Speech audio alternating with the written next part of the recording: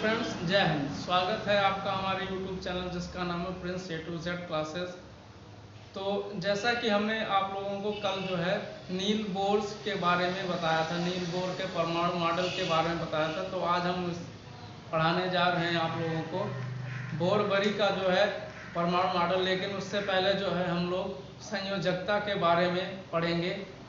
तो इससे पहले शुरुआत करें, इससे पहले जो हम अपने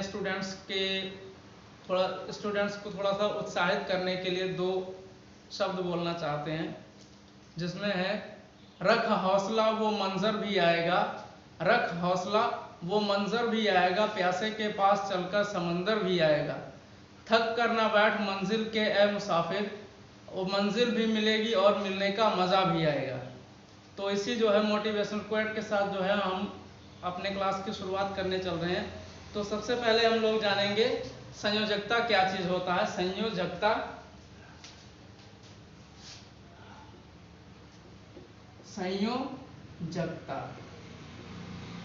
लेकिन संयोजकता को समझने से पहले जो है हमको इसके संयोजक इलेक्ट्रॉन क्या चीज होता है वो समझना पड़ेगा।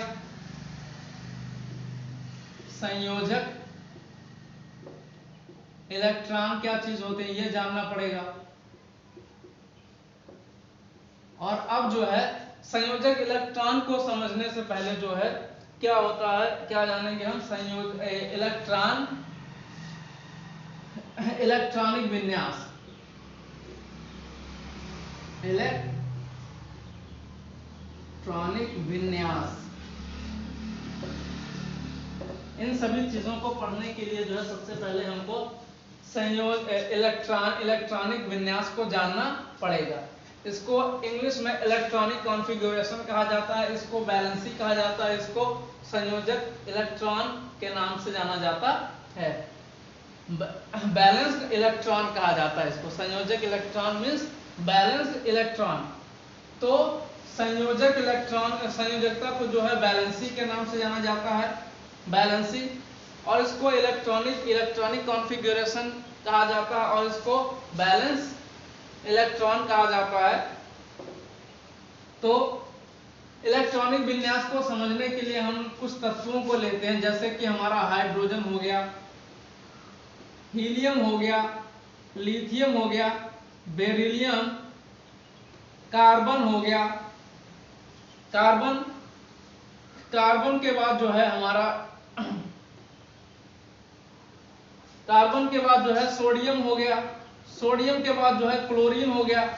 अब जो है इसका परमाणु क्रमांक के बारे में जानेंगे। तो परमाणु क्रमांक क्या है इसका। हाइड्रोजन का परमाणु क्रमांक 1 है, हीलियम का परमाणु क्रमांक 2 है, लिथियम का 3, हाइड्रोजन, हीलियम, लिथियम, बेरिलियम का जो है 4 है, और इसका जो है कार्बन का 6 है परमाणु क्रमांक। सोडियम का जो है 11 है, जबकि क्लोरीन का जो है वो 17 है। अब इसका जो है हम लोग इलेक्ट्रॉनिक विन्यास करेंगे।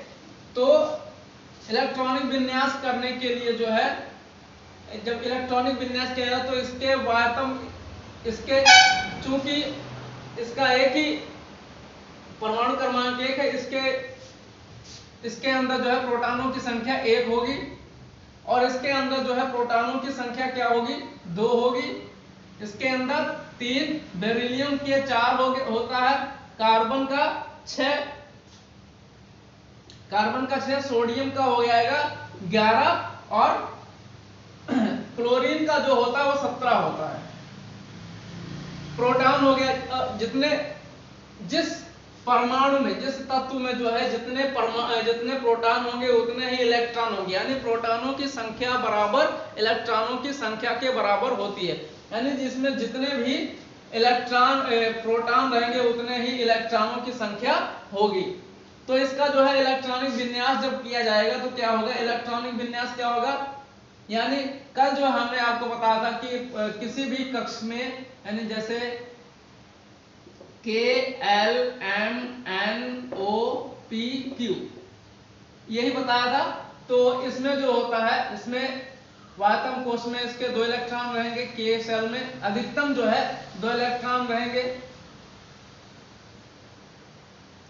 इसके वायतम कोश में 8 इलेक्ट्रॉन, 18, 32,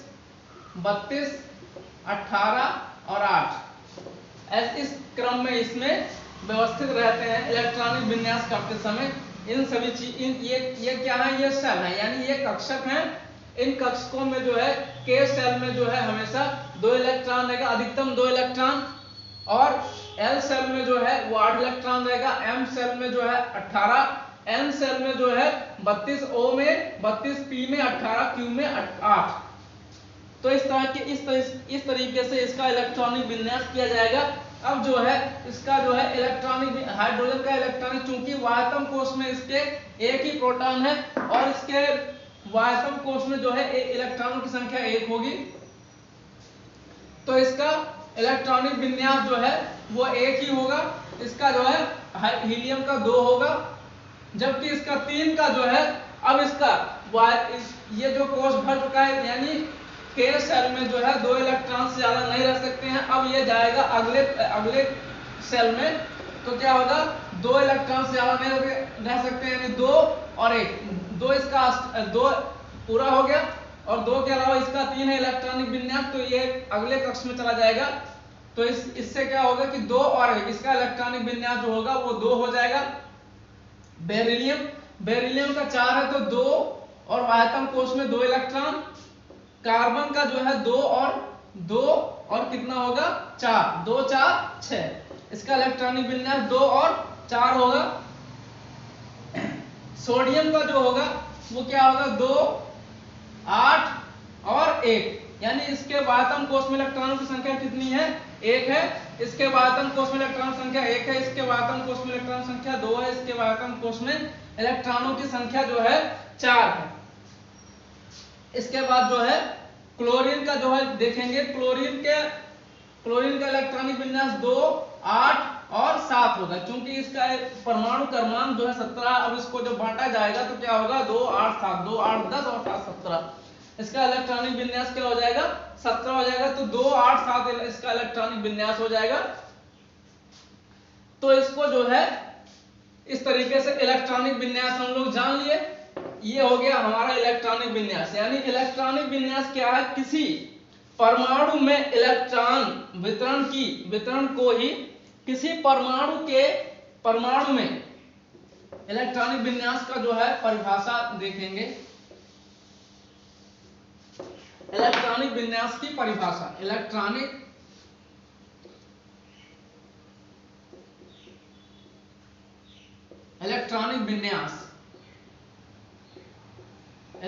विन्यास क्या है, किसी परमाणु में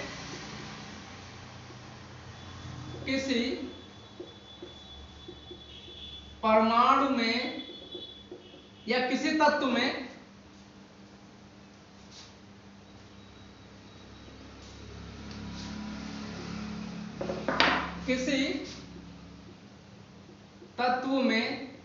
इलेक्ट्रॉनों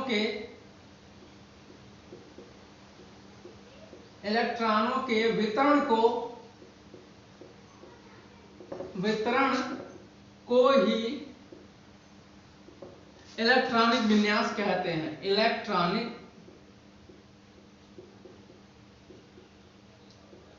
इलेक्ट्रॉनिक विन्यास कहते हैं।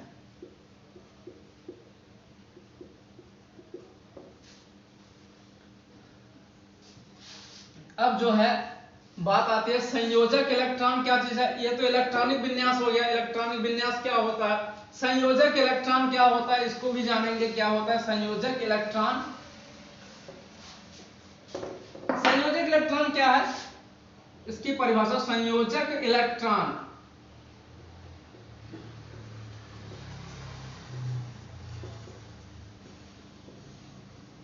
किसी तत्व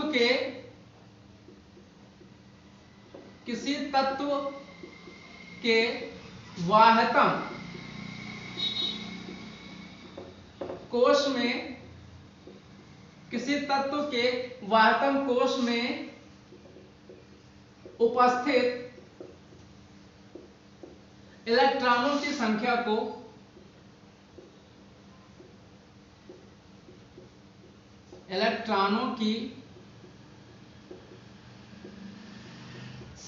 को संयोजक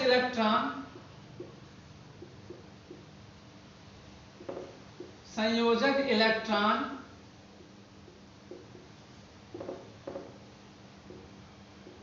कहते हैं। संयोजक इलेक्ट्रॉन की परिभाषा हो गई है।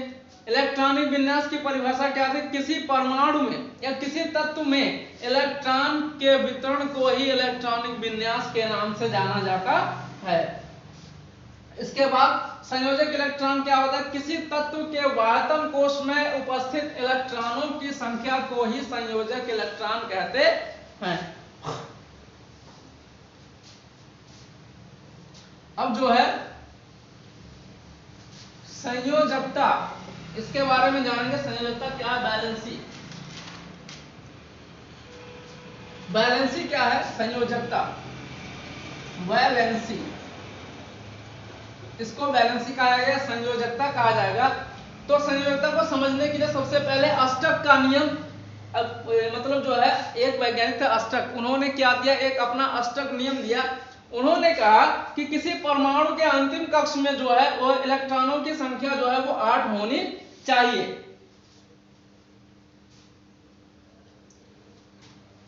किसी तत्व के वाहतम कोश में 8 इलेक्ट्रॉन होने चाहिए। यही क्या था उनका अष्टक का नियम। यदि यही अष्टक का नियम, किसी तत्व के वाहतम कोश में 8 इलेक्ट्रॉन होने चाहिए, और अगर 8 इलेक्ट्रॉन नहीं है तो वो एक अस्थायी तत्व है। अगर उसमें उसके वाहतम कोश में इलेक्ट्रॉनों की संख्या 8 है तो वो एक अस्थायी तत्व या स्थिर तत्व कहा जाता है। अधिकतम परमाणु अपनी अंतिम कक्षा में 8 इलेक्ट्रॉन पूर्ण करना चाहते हैं। यानी कहने का मतलब यह है कि अधिकतम जो परमाणु होते हैं वो अपने वाहतम कक्ष में जो है इलेक्ट्रॉनों की संख्या 8 रखना चाहते हैं। इससे क्या होगा? उनको स्थिर, उनका वो जो तत्व रहेंगे वो क्या हो जाएंगे? स्थिर हो जाएंगे, या उनको अस्थायी तत्व के नाम से जाना जाता है। और ये इलेक्ट्रॉन पूर्ण कैसे होंगे? ये अष्टक नियम कैसे पूर्ण होगा? इलेक्ट्रॉनों के आदान प्रदान से ये अष्टक पूर्ण हो जाते हैं। तो संयोजकता क्या है? अष्टक पूर्ण करने के लिए कोई परमाणु, संयोजकता क्या है? संयोजकता, वैलेंसी क्या होते हैं? ये तो था अष्टक नियम। और जो है संयोजकता क्या है? संयोजकता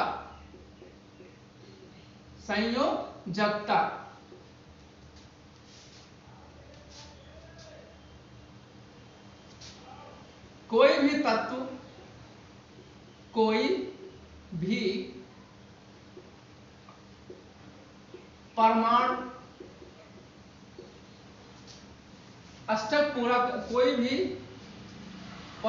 अष्टक पूरा करने के लिए, अष्टक पूरा करने के लिए जितने इलेक्ट्रॉनों का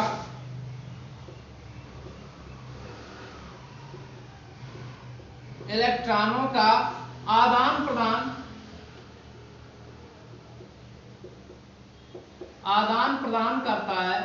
प्रदान करता है, वही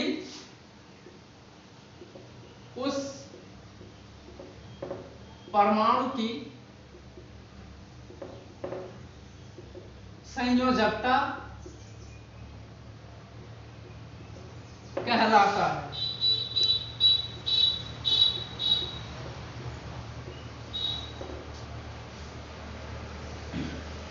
तो ये था हमारा अष्टक का नियम, जो कि हमने आज आप लोगों को बताया। अगला नेक्स्ट वीडियो जो हमारा कल आएगा, तब तक के लिए धन्यवाद।